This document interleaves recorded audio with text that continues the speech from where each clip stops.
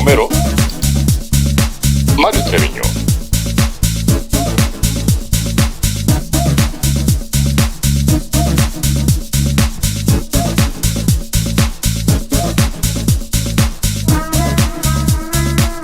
Comenzamos. Muy buenas tardes, mi nombre es Mario Treviño y estoy acompañado de Claudia Romero. Juntos somos los abogados y esta noche tenemos de invitado al doctor Sabino Lozano. Buenas noches, doctor, ¿cómo estás? Hola, ¿qué tal? Un placer. Gracias por invitarme y a toda su audiencia. Es un placer estar con ustedes. Bienvenido, doctor, a esta su cabina. Muchas gracias. Que sea la primera de muchas. Bueno, espero no defraudar y bajar el rating del programa. Claro que no. No, al contrario, todo lo contrario. Todo lo contrario. Doctor, cuéntenos cómo le fue en este proceso que acabamos de vivir, en este proceso histórico. ¿Se refiere usted a la reforma judicial? Es correcto. Ok. Bueno, porque déjeme decirle que en Primigenia me siento un reinocense muy orgulloso, a pesar de nacer en Tabasco y criarme en Guanajuato, y desde hace 17 años vivir en Reynosa, pues me siento muy contento, muy complacido. Primero por la venia que tiene esta población de permitirme desarrollarme profesionalmente. Encontré la felicidad en esta ciudad. Soy un hombre feliz, como diría Silvio Rodríguez, y quiero que me perdonen los necios de esta felicidad. Y la academia, digamos, esta elección fue una revolución académica en mi persona. Todos mis alumnas y alumnos fueron geniales en bendecirme con su amable confianza, y la población en general. Pero especialmente, bueno, la Universidad del Atlántico, no soy ningún mal agradecido. Me ha abierto las puertas de la academia en Reynosa. Fue la primera que confió en mí. Tengo como docente aproximadamente 24 años. Entonces, en Reynosa tengo 14 años de docente. Desde que llegué casi me puse a la impronta de la docencia y bueno, eso implica la investigación, implica el conocer el derecho, el poder entender de mejor manera y con otra visión la normatividad en nuestro país. Lo cual me obligó mentalmente a, nos guste o no, a formar parte de la reforma judicial. Y esto fue como un experimento social para mi persona, para descubrir cómo funcionaba, qué tan transparente es.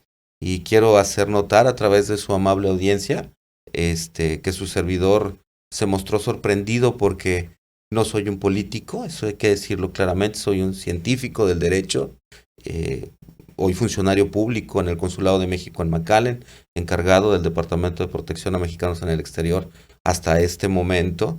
Es una bendición el hecho de, en esta impronta que se tiene internacional, poder orientar, promover, proteger, garantizar los derechos fundamentales y humanos de la diáspora mexicana en el exterior. Y bueno, como científico y funcionario, pues me propuse ingresar a este fenómeno judicial, pensando en el fondo que iba a concluir con un buen gracias y hasta la próxima, ¿no? Sin embargo, esto llegó hasta el 1 de junio de este año y pues bueno, fuimos bendecidos con muy pocos votos porque en realidad la lista nominal de electores es muy amplia en Reynosa y solamente obtuvimos 28,000 votos, su servidor. Por lo tanto, no hay que echar las campanas al vuelo, hay que ser muy objetivos. Entonces, solo 28,000 personas, un 10% del total, fue quien eligió a su servidor. Y eso hay que tomarlo en consideración, o sea, es objetivo, es científico. Obviamente asumo la responsabilidad, consideramos que haremos un gran papel y aportaremos desde la trinchera científica pues el tratar de impartir justicia. Excelente, excelente profesor. 28,000 votos, se oye fácil, pero requiere de un gran esfuerzo y políticamente hablando, ya quisieran muchos candidatos después de recorrer calles y calles, sacar 28,000 votos. Algunos no llegan ni a 5,000. haciendo un gran esfuerzo, pero pues yo creo que es el resultado del gran trabajo que usted hace, no nada más en el consulado, sino también en las aulas con los alumnos. Es un gran catedrático y digo todo mi honor y reconocimiento para usted. Y pues bueno, me gustaría, pues no sé cómo decirle, porque yo le digo profesor, pero es doctor, pero es licenciado, pero es máster, entonces, bueno. Me gustaría, doctor Sabino. Profe. Bueno, profe, mi profe de oro. De cosas, sí. A mí me encanta que la gente me diga profe. ¿Cuál sería o cuál viene siendo, cuál va a ser la función de un juzgador hacia un adolescente? Bueno, me preguntan una cuestión. Su servidor irá al juzgado civil, el que designe el Poder Judicial. Todo juzgador en Tamaulipas, llámese juez menor, juez de primera instancia, magistrado, juez penal, juez de justicia para adolescente. En sí, yo tengo, o su servidor, perdón, el primera persona, tengo una impronta. Esta se trata de, el derecho se debe ver desde un punto de vista normativo, sin olvidar el contexto social político y el aspecto ético. Es una teoría inspirada en el doctor Mario Ignacio Álvarez Ledesma, en el doctor tamaulipeco José Miguel Cabrales Lucio y otros grandes autores, inspirado también en las vivencias personales. Entonces el derecho se ve desde el punto de vista de un contexto normativo como centro y desde un contexto social político y desde un contexto ético. Si estoy hablando de la normatividad, obviamente todos los juzgadores deben o debemos conocer de primera mano la ley orgánica del Poder Judicial de Tamaulipas, por lo menos, si es federal, pues del Poder Judicial Federal. Entonces, bajo el principio de legalidad, el juzgador debe conocer primero qué puede hacer. Es decir, el funcionario solo puede hacer aquello que la ley le indica.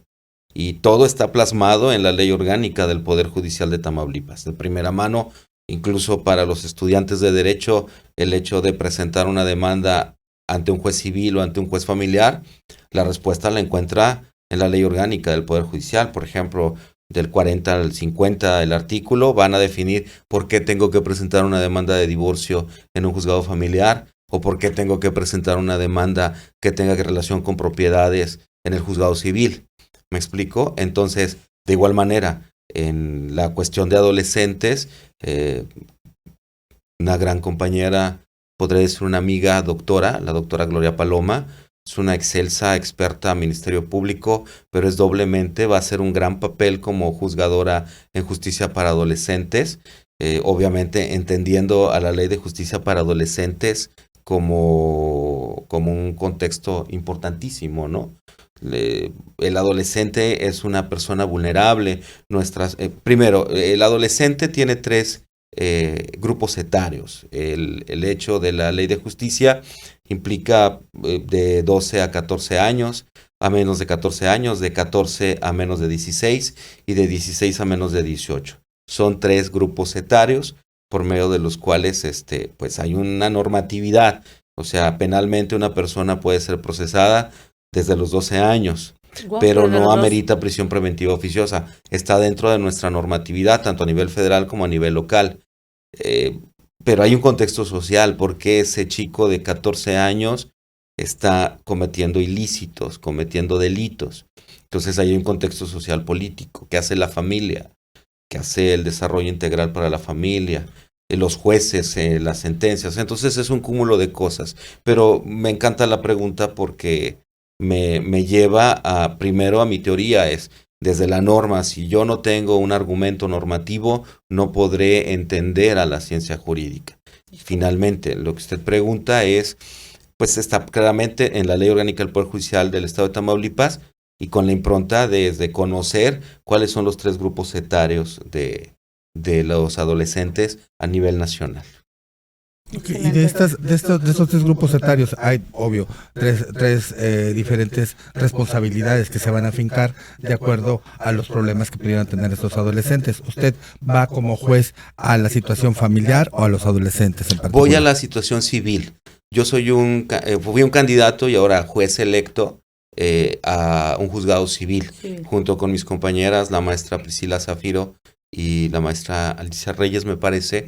Seremos Alicia Flores, discúlpeme mucho. Sí. Tendré el gusto de conocerle en los juzgados, que serán mis colegas en el juzgado, Dios mediante, y nosotros estamos encargados del juzgado civil para tal efecto en el momento en que el Poder Judicial del Estado de Tamaulipas, o sea, nuestros superiores, Claro. indiquen en qué juzgado vamos a acudir. Y pues bueno, la impronta es sobre derechos reales en sí, para los juzgadores civiles, para propiedad, posesión, usufructo, servidumbres y otros asuntos que tengan que ver con esa impronta de derechos reales.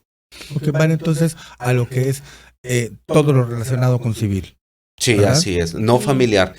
Precisamente el artículo 4950 de la Ley Orgánica del Poder Judicial de Tamaulipas especifica claramente cuál es la función y cuáles juicios estamos obligados a llevar los jueces civiles y los jueces familiares. Aprovecho para indicar, son 3 juzgados civiles y 5 juzgados familiares en ese entorno. Y también habrá 2 tribunales laborales, entre ellos el maestro Alexandro de la Garza Bielma, que es un jurista muy connotado en nuestra ciudad. Considero es un erudito y pues bueno, hará un buen papel. Si usted se fija, estamos analizando que los que estaban ya dentro del Poder Judicial, pues son personas con experiencia. Y los que ingresamos como novatos, comillas novatos, sí, estamos con toda la impronta de la técnica y de la ciencia jurídica. O sea, no vamos a ir a improvisar absolutamente nada. Vamos a aportar nuestro conocimiento en beneficio de la sociedad. El licenciado o profesor, para la gente que nos escucha, nos podría, no sé, brevemente, en un minuto, menos, medio minuto, dar 2 o 3 diferencias o a qué se refiere con juzgado civil y a qué se refiere con juzgado familiar, la diferencia, porque si bien es cierto, cuando una persona va a quererse divorciar o va a querer hacer algún trámite de de alimentos, por decirlo así, o algún trámite de que esté peleando alguna custodia o alguna violación o cosas, X detalles, ¿no? Que todo refiere a la familia, pero no todo va en el juzgado familiar. Sí, entonces, ¿cuál sería la diferencia para que la gente que nos escucha más o menos tuviera la idea? Porque a veces las demandas se quedan bloqueadas en un área porque finalmente no fueron al área correcta a hacer su denuncia y no se les dio el seguimiento correcto, y también llegan con los abogados y tampoco les damos el seguimiento correcto. Ok, es muy amplia su pregunta, sí, y la acotaré y responderé en su totalidad, si me lo permite. Claro. Primero que nada, para el derecho civil, que considero la piedra angular de la ciencia jurídica, se divide en 2 grandes teorías. La teoría de los derechos personales, aquellos derechos inherentes al individuo, a la persona, en cuanto a los atributos de la personalidad, en cuanto al nombre, al domicilio, el estado civil de las personas, entendiendo al estado civil de las personas como el nacimiento, la muerte, el matrimonio, el divorcio, el concubinato, el reconocimiento de hijos, la adopción y la inscripción de sentencias. Desde el punto de vista normativo, pues son las 8 funciones principales de un registro civil.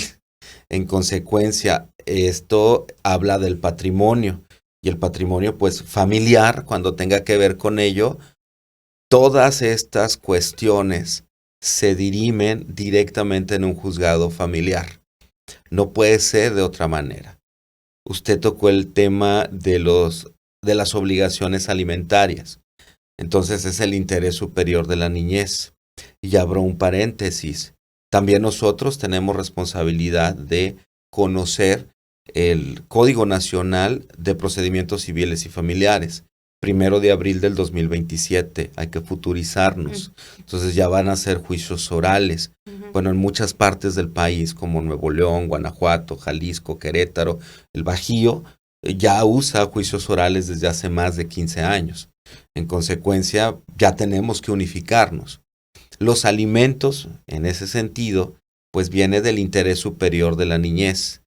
La modalidad del Código Nacional de Procedimientos Civiles y Familiares implica justicia inmediata, justicia cotidiana, justicia diaria.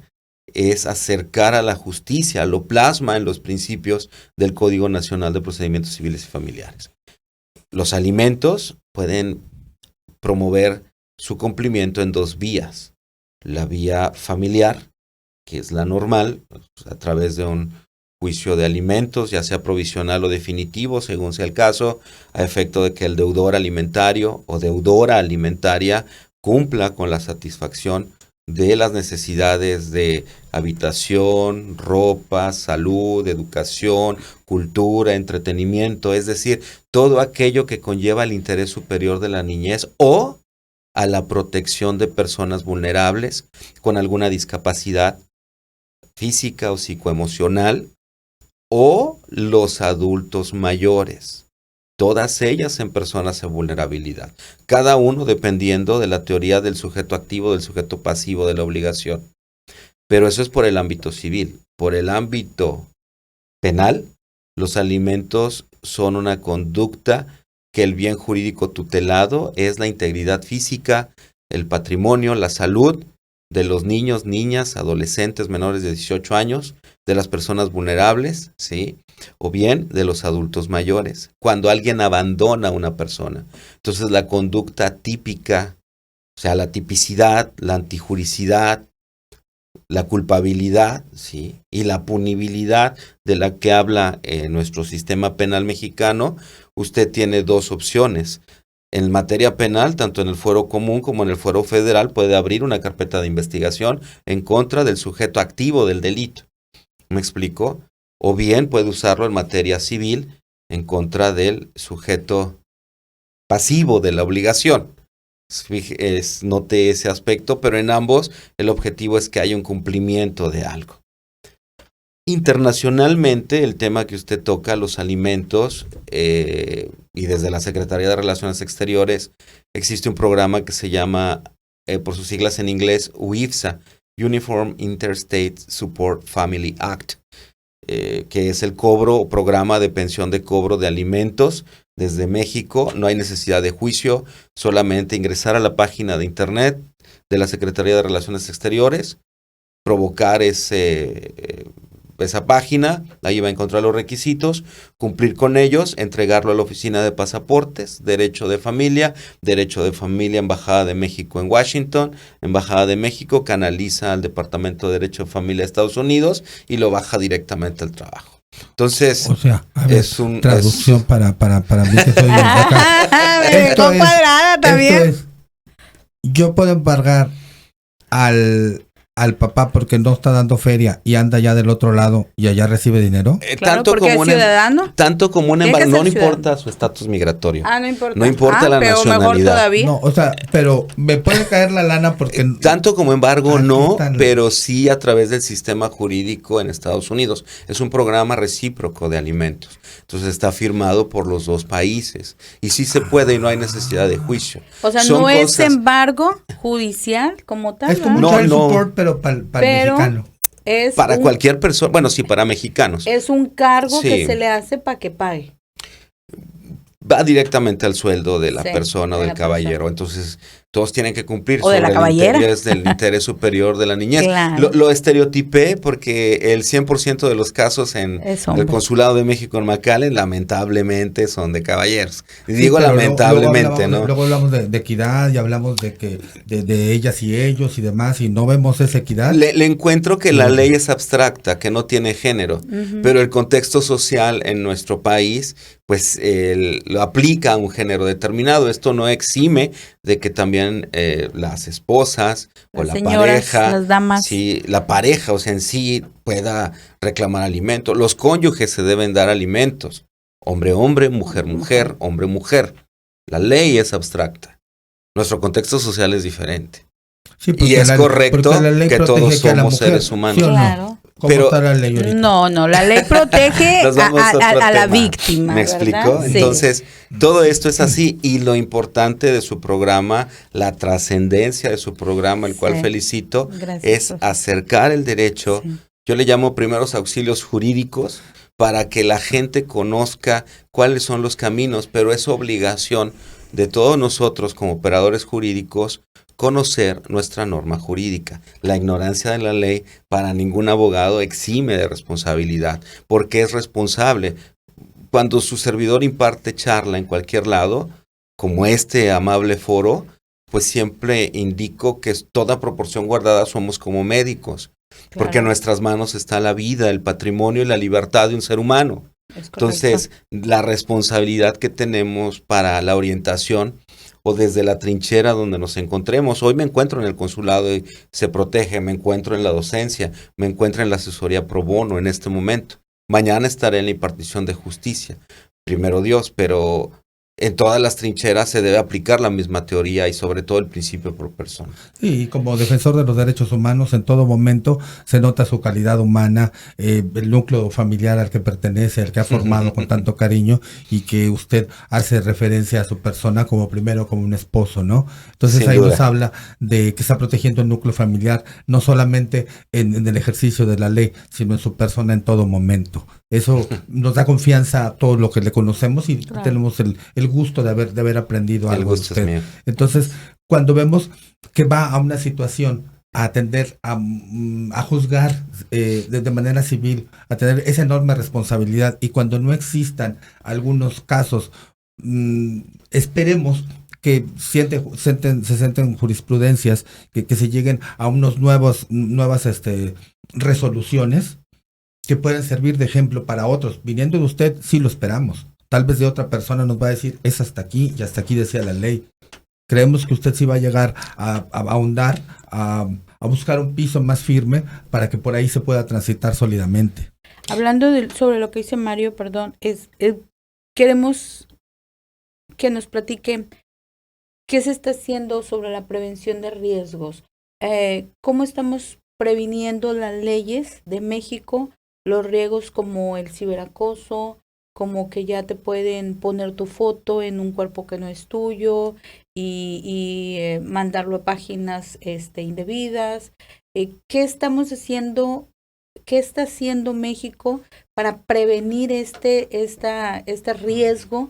Porque ya todo es, o el 50 o el 80 o el 90% de nuestra vida es electrónica, incluyendo pues la ley, ¿verdad? Ya ahorita vemos que podemos llevarlo por sistema también, que podemos ahí ver resoluciones. Son un sinfín que ha cambiado la vida. Por ejemplo, nosotros crecimos con el teléfono que le echabas moneditas, ¿verdad? Sin duda. Y pues La ahorita fila. es otra la vida, ¿no? No, y la fila que sí, hacías la para fila hacer que hacías para echarle para el moneditas. Entonces, ¿cómo ha cambiado la ley y de qué manera está previniendo este tipo de riesgos que estamos viviendo? Ok, me encanta. Primero, en seguimiento al amable comentario del colega Mario, Sí. me encanta la cuestión. Diré que al conocer a las colegas que van a participar junto con su servidor en la impronta de impartición de justicia del juzgado civil, y tengo el honor de conocer a algunos y algunas juzgadores y juzgadoras en el ámbito familiar, así como en el laboral al maestro Bielma, doctor Bielma, perdón, casi todos coincidimos en algo, en la inaplicación del derecho en beneficio de un ser humano, o en aplicar aquella norma jurídica en beneficio de un ser humano. Es toda una ciencia que es el grano de arena que nosotros vamos a aportar en el juzgado, y obviamente yo considero que hay grandes secretarios de acuerdos, como tengo el gusto de conocer a través de sus escritos al licenciado Manuel Saldaña y al licenciado Segura, Márquez Segura de los juzgados, y se me escapa el otro. Entonces ellos son grandes juristas. Entonces yo creo que al mezclar las teorías y la experiencia de ellos con el ímpetu de su servidor y de mis compañeras, yo creo que el pueblo de Reynosa debe estar tranquilo, porque haremos ciencia desde la justicia y en el beneficio del ser humano, ¿no? Sobre todo cuando se trata de personas vulnerables. Eso me queda claro que todos ellos lo entienden. Diré que el maestro Saldaña, por ejemplo, Manuel Saldaña, también dio clases en la Universidad del Atlántico, fue colega de su servidor también ahí. Entonces, por eso puedo hablar, y si ustedes analizan, no es un mundo desconocido. Conozco las sentencias y la escritura de la maestra Priscila, ¿no? A través de sus sentencias cuando llegan los exhortos al consulado. A Raúl Escamilla, por ejemplo, un buen juez que también me parece un hombre estudioso, y a través de todos ellos podría haber del licenciado Chirinos, también de la licenciada maestra Alcira, de la maestra Claudia Virginia. Yo creo que todos ellos en sus sentencias hablan de principio pro persona, y perdóneme si en este foro que tiene mucha audiencia se me escapa alguna persona del juzgado, pero casi todos ellos, o por no afirmar la totalidad, tienen esa impronta de principio de aplicar el principio pro persona. Entonces, su servidor será alguien más que vaya a aportar al juzgado con mucho orgullo, con mucho honor y con mucha alegría. La verdad, debo decir que estoy muy contento de formar parte del Poder Judicial del Estado de Tamaulipas, y por fin darle algo más allá de la docencia, que es grande para mí, pero ahora desde el Poder Judicial y en la docencia, y que no me corran los directores de donde doy clase, ¿no? Agradezco mucho su amable comentario, y me permite pues el saludo para todos los colegas. Con relación al atinado y preciso y oportuno manifiesto de la colega Claudia, pues los juristas debemos resolver conflictos desde una norma jurídica. Y usted habló del ciberacoso. Entonces, en la norma penal de Tamaulipas se encuentra esa conducta típica antijurídica y culpable por dolo, ¿no? Entonces, el derecho ya de entrada lo plasmó en una conducta relevante para el Estado, o sea, es un delito para tal efecto. Entonces, quien use la intimidad de una persona, de una mujer, de una persona vulnerable, y abro un gran paréntesis. Si usted analiza el artículo 266, disculpe la memoria, se me escapa, 267 del Código Civil Federal, usted podrá encontrar que hoy, ley vigente civil federal, existen varias causales de divorcio, entre ellas el adulterio. Y entonces mi pregunta es, ¿cómo acreditar el adulterio? Sí, y el adulterio pues se supone que es impúdico, impudicia, ¿no? Saludos al doctor Grimaldo, ¿no? Entonces, en ese, digo, porque él habla mucho de estos temas muy apropiadamente. El doctor Rubén Martínez Grimaldo, un gran colega, tanto en la UMAN como en la Universidad del Atlántico, es un gran personaje. Entonces, esta impronta, sí, ya se encuentra en la norma jurídica. Entonces, ¿cómo voy a aplicar el adulterio si para acreditarlo quizá necesito pues testigos, fotografías? Y entonces, ¿cómo voy a tomar una fotografía de una infidelidad de alguna pareja? Si esta pareja es la dama, es una persona vulnerable, ¿cómo voy a difundir una imagen de una dama? Y entonces vamos a aquella ley que es para erradicar la violencia contra las mujeres, llamada Ley Olimpia. Ajá. ¿Me explico? Entonces, bajo esta premisa, entonces está en la ley, en el Código Civil Federal está hoy. Ya estuvo. ¿Me explico? Entonces, pues un llamado a los diputados, ¿no? Sí. Ahí como que habrá que modificar ese aspecto, ¿no? Entonces, nuestro Código Civil de Tamaulipas es más tranquilo, nos dice 247, si usted desea separarse de su pareja, adelante, no hay ningún problema, es su consentimiento y no tengo que meterme en otros líos. Ajá. Entonces, desde el Código Civil Federal, y los invito a toda su audiencia a investigar este tema que me parece súper interesante, relacionado con esta cuestión, al final está usted dañando la imagen pública. Sí, me van a decir todos y quizás me lincharán, pero ese libre desarrollo de la personalidad, hablamos de un tema muy profundo. Usted amablemente indicó, sí, amo a mi esposa como loco, y pues obviamente a mis hijas, ¿no? Pero, ¿por qué serle infiel a mi esposa si soy feliz? Sí, entonces, si ella decide ya no estar conmigo, pues obviamente yo no tendría por qué dañar su libre desarrollo de la personalidad, siendo una mujer. Sí, debo entender esto. Le dije que me iba a linchar. Qué buenazo Sí, salió, ¿no? sí. Entonces, obviamente son cuestiones igual psicológicas, pero normativamente es el libre desarrollo de la personalidad de ella. Esto es la norma, pero hay un contexto social, político y ético. Y el ético en la familia, por ejemplo, es lo religioso. Entonces, ahí hay una, o sea, hay un balance en donde esta tiene que contar con una armonía. Entonces, estas teorías son hasta a nivel personal, si me lo permite y si lo nota, ¿no? Entonces, ¿qué hacer? Pues bueno, el Estado tiene que empezar a voltear a ver la familia, en todos sentidos. O sea, la familia es lo más importante. Lo que caracteriza a nuestro México es la familia. Desde mi jefecita, ¿sí?, hasta mis papás en conjunto, con quien usted viva y considera familia, la familia es lo más importante. Y si esa familia otorga valores, esta es una cuestión ética, entonces le va a enseñar a trabajar. ¿Por qué muchos de ustedes están en la universidad? ¿Por qué muchos de ustedes están ahí en lugar de estar en otro lado ganando dinero? Porque en su familia les enseñaron ciertas cuestiones. Claro. ¿Por qué quiero impartir justicia? Porque a mí me enseñaron que tenía que ser alguien en la vida. Y yo le decía a mi papá, o sea que no soy nadie. O sea, no soy ni siquiera tu hijo en ese rebelde Sabino de los 14, 15 años. Y yo hasta no se es hijo hasta que se es padre, como lo refiere, ¿no? Entonces entiendo hoy perfectamente lo que quería decir mi viejecito y mi viejecita. En paz descansen hasta el cielo, ¿no? Y que han de estar donde están muy orgullosos de lo que hace ahorita en su trabajo. Ahora, nos dice en su comentario que hay que nuestras leyes de Tamaulipas, veo por algunos acercamientos, no soy un doctor en materia, estoy trabajando en ello, pero veo que Tamaulipas es lento para aplicar las leyes nacionales. Todavía no tenemos nuestros juicios orales, andamos con unos ensayos y todo. Nos va a tocar de ley y de a fuerzas el año que entra. Pero cuando llegan una ley, por ejemplo, la ley de la diversidad y de los matrimonios, fuimos el último estado de la República Mexicana en aceptar la igualdad del amor entre seres humanos.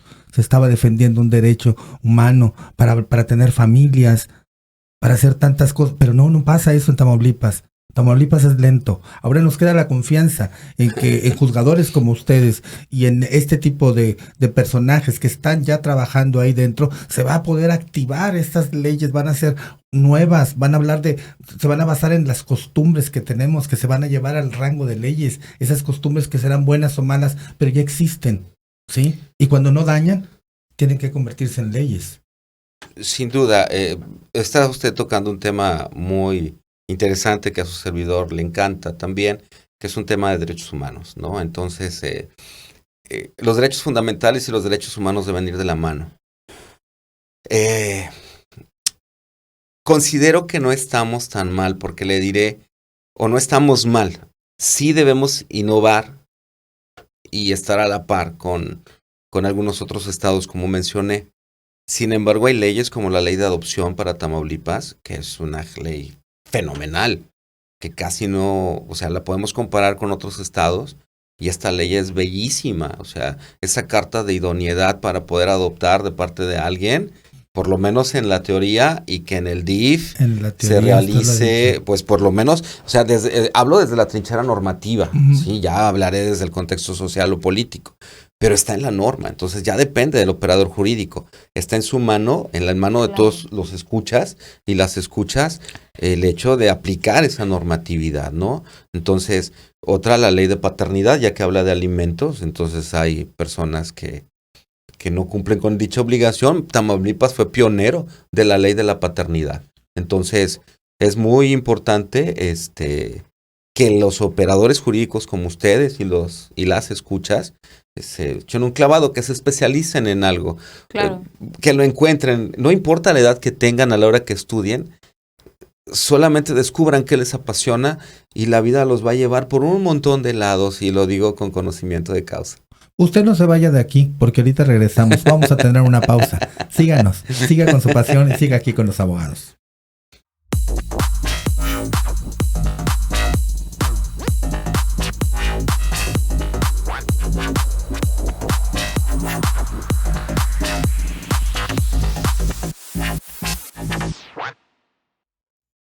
Bueno, y estamos de vuelta aquí con el doctor Sabino y mi compañero Mario Treviño. Muchas gracias, Claudia. Doctor, ahorita que estábamos conversando... Estaba mejor la plática fuera del aire. Ay, profe. Pero viendo que cambian los tiempos, que hay que tener unas reglamentaciones que, como nos decía muy bien, a los 12 años empieza una cierta... categoría en la ley a los 14 y a los 16. Si estamos viendo de que una secundaria va a tener otro ciclo escolar, tenemos que crear un reglamento, ¿cómo nos decía el nombre en inglés de este tipo de situaciones? Cito al doctor Faustino con su tesis, ¿no? El compliance, ¿no? Compliance. Y es muy en boga, estábamos comentando hace un rato, ¿no? Yo le llamo manual de procedimientos o manual para conquistar a Claudia, una canción de Armando Palomas, ¿no? La tenemos que poner de fondo. Se fue bien caro. Excelente. Este tipo de compliance que se tienen que elaborar de acuerdo a las reglas de convivencias eximen a las empresas de las situaciones que se pudieran llegar adentro de estos centros educativos si no hay una reglamentación o compliance que nos dice qué es lo que está bien, qué es lo que está mal y cómo pueden ser, que tenga también las consecuencias, ¿no? Por ejemplo, me estaba pensando ahorita, una maquiladora. Están dos mujeres peleándose por un caballero. Llegan a las manos, ¿no? Llegan a las manos, se jalan la greña, se cae al suelo y se accidenta. ¿La maquiladora con este programa quedaría exenta de cualquier responsabilidad? Es un tema muy interesante, es un tema social muy, muy prudente. Mire, de primera instancia, es por eso que su servidor en pláticas refiere que la ciencia jurídica es un sistema y no un conjunto. Porque el caso que usted me plantea es un sistema entre lo laboral, administrativo, civil, penal y de dignidad y de derechos humanos. Y de amor. Sin duda, ¿no? Entonces aquí lo que estamos viendo es, primero, comenzaré con el sistema normativo penal.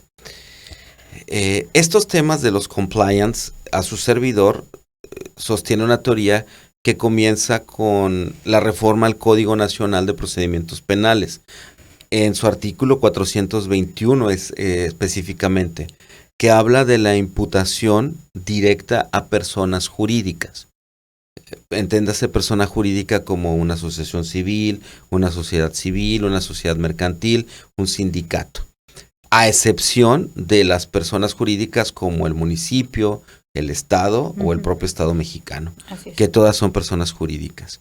Entonces, las personas jurídicas civiles como la asociación civil o la sociedad civil o mercantiles, como son todas las maquiladoras, porque son sociedades mercantiles, ya sea sociedades anónimas, de responsabilidad limitada, a nombre colectivo, no sé, etcétera. Revise usted el artículo 1 de la Ley General de Sociedades Mercantiles. Entonces, bajo esa premisa, hay una frase célebre que implicó un cambio normativo, y ese artículo que invitó a su audiencia a leer refiere debido control. Entonces, la asociación civil, la sociedad civil o la sociedad mercantil o el sindicato debe contar con un debido control, o cualquier empresa, digámoslo así. Ajá. O incluso en casa, debe haber un debido control. El debido control consiste en darle mantenimiento a esta bellísima y operante estudio, ¿no? O sala de transmisiones, ¿no? Nuestro búnker, sí. Le decimos de cariño al búnker. O el búnker, ¿no? Me encanta esa idea, me pone revolucionario también, ¿no? Entonces, en ese sentido, debe haber un debido control de las circunstancias, si hay una salida de emergencia, ¿Qué tanto cuánto tenemos la revisión de los extinguidores?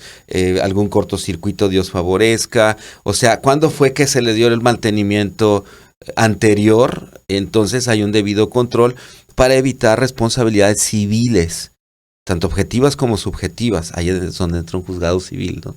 Entonces, un ejemplo emblemático puede llegar Todo Gas, instala en un tanque de gas estacionario y lo pone de manera inapropiada, explota. Entonces, pues obviamente, quizás el usuario, el operador de dicha unidad, al momento de conectar, hizo todo apropiado con base en un protocolo, en un seguimiento, en un debido control. Pero es responsabilidad quizás de la empresa no haberle dado mantenimiento a dichas válvulas y es inimputable el propio, además de si sigue vivo el caballero o dama que conecte esas circunstancias. ¿Me expliqué? Toda proporción guardada, vuelvo a su ejemplo. Entonces, hay un reglamento interno en donde primero la violencia no debe ser permitida en ningún sentido.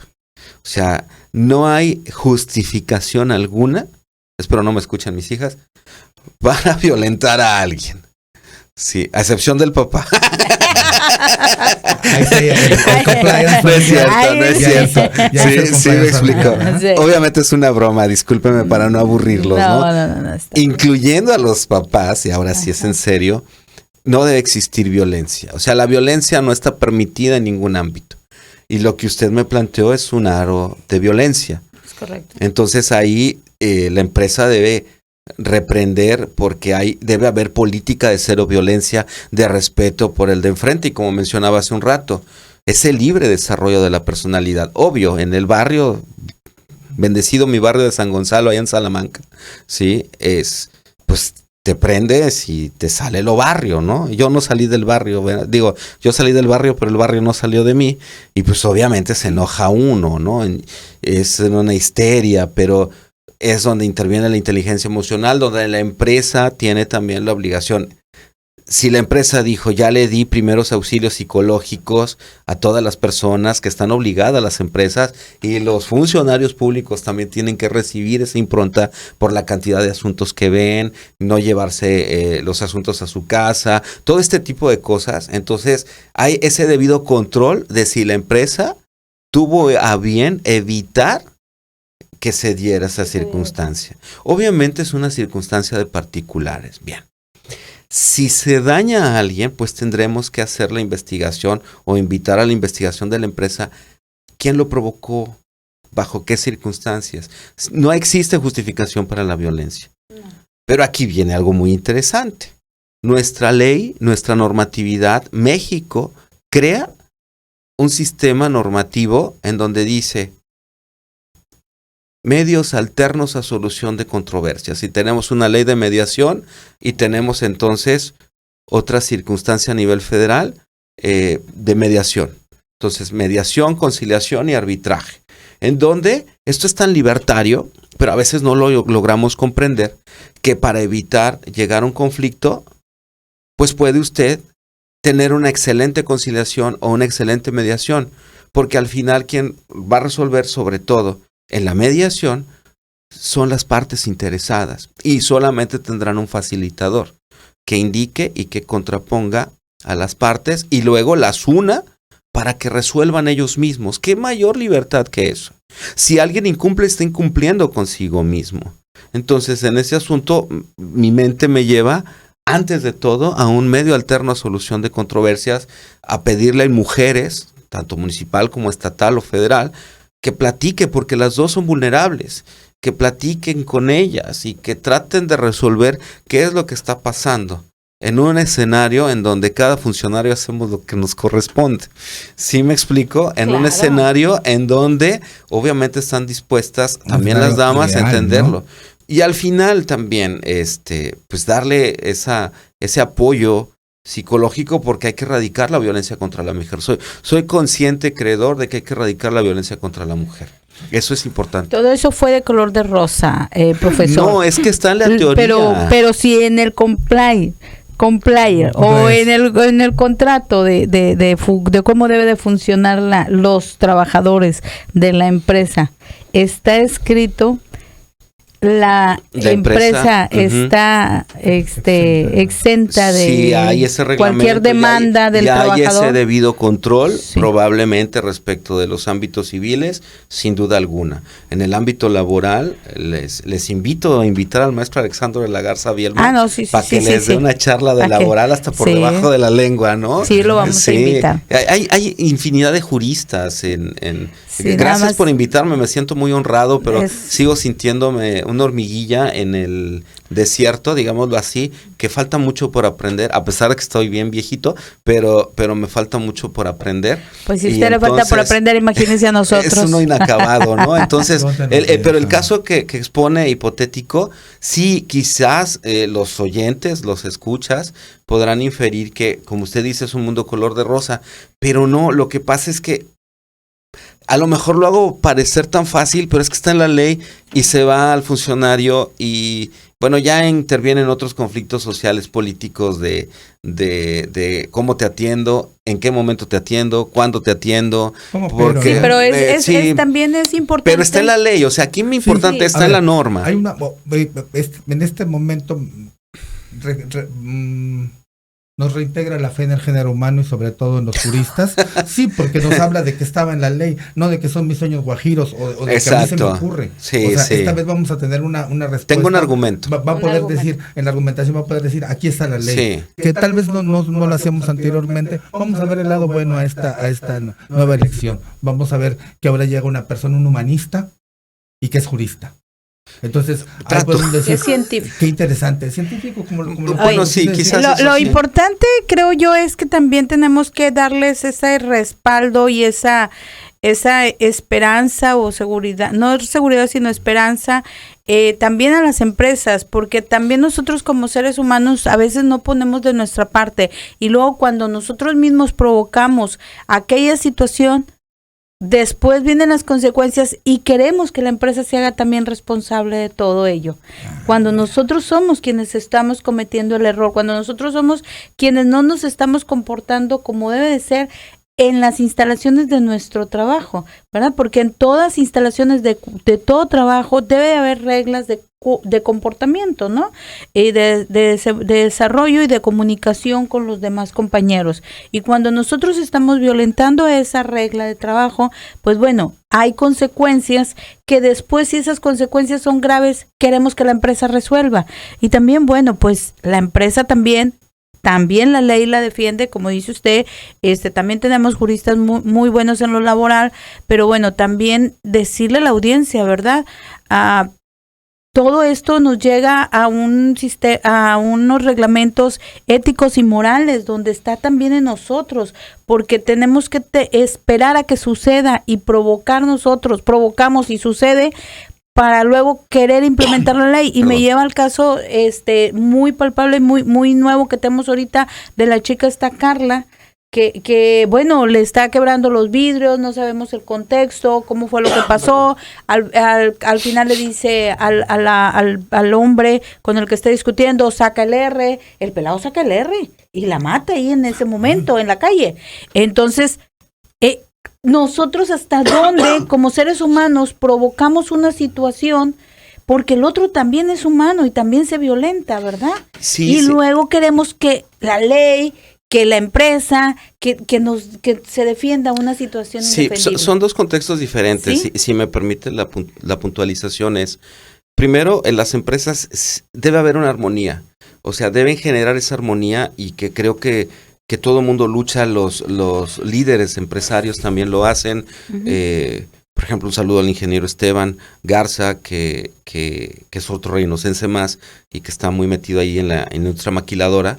Y obviamente, como lo conozco personalmente, pues es alguien que trata de contar con la armonía con sus trabajadores, empezando desde los propios jefes, ¿no? Incluyéndolo a él, ¿no? Y entonces, claro, si hay una armonía entre lo que quiero, lo que se da y lo que puedo proyectar, es la administración pura en ese sentido. Entonces, planearlo, organizarlo, ejecutarlo y luego llegar a ese control. Esto es derecho administrativo puro.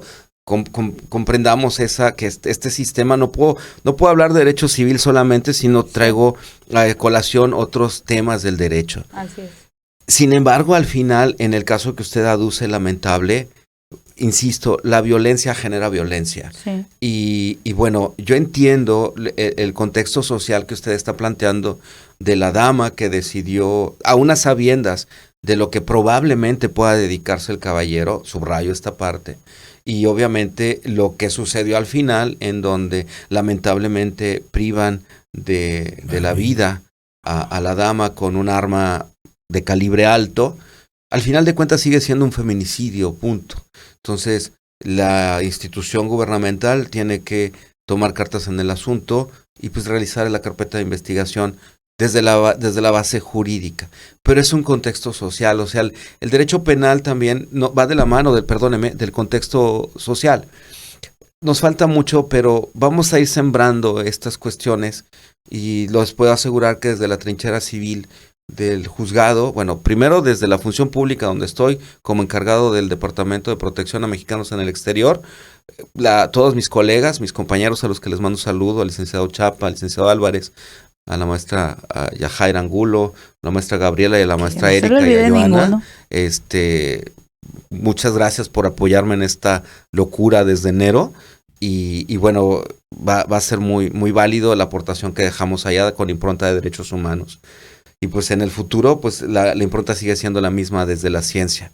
Lo más importante para la vida de su servidor, pues su familia, ¿no? En conjunto, partiendo desde mi esposa, mis hijas y pues mi hermana, mis cuñadas, mis cuñados y todos mis tíos y tías y primos. O sea, mi familia en conjunto. Soy un hombre demasiado familiar, a pesar que soy muy solitario de repente, pero pues es que mi mundo son ellos. Entonces cuenten con que la confianza de que desde el juzgado voy a estar leyendo y tratando de resolver caso por caso con apoyo del equipo que se tenga en el juzgado. Doctor, nos tenemos que ir porque ya nos están haciendo señas y no de las feas. Pero le quiero preguntar ahorita de lo que decía, va a estar leyendo. ¿Nosotros dónde lo vamos a leer? ¿Dónde nos va a compartir sus experiencias? Porque sí sería importante para nosotros conocer esa nueva identidad que va a desarrollar, de la manera en la que nuestra audiencia, gracias por acompañarnos, pudo conocerlo un poquito. Sería bien interesante leerlo, doctor. Bueno, podrán hacerlo a través de los artículos que vaya publicando. Estoy todavía pensando si genero las redes sociales o no, o que si las creé solamente para la elección. Estoy pensando en eliminarlas, pero hay alguien que me dice que no, y no precisamente es mi esposa. Un saludo para el maestro Gabriel Pérez Flores. Él me está tratando de convencer de que no lo haga, pero lo veremos. Pero eso sí, me van a ver en conferencias, en foros, en la academia, en la docencia, que es donde considero que está mi lugar también. O sea, excelente. Mi lugar es la docencia, la academia y escribir los artículos y todo. Que aquí en el búnker también tiene su lugar. Con nosotros, cuando gusten. Doctor. Gracias. Bendecidos. ¿Algo que le quiera decir a la audiencia para finalizar? Ahí está su cámara. Pues muchas gracias por la escucha. Disculpen a los 28,000 que votaron por usted. Y bueno, gracias. Espero no sea la última vez en el búnker. Y hay muchas cosas que decir. Gracias. Muchas gracias por acompañarnos. Mi nombre es Mario Treviño. ¿Y tú eres? Claudia Romero. Juntos hacemos el programa Los Abogados. Gracias por acompañarnos. Nos vemos el próximo martes aquí en la señal de El Búnker, la radio por internet. Aunque allá lo dicen más bonito que yo. Gracias. El Búnker, la radio por internet.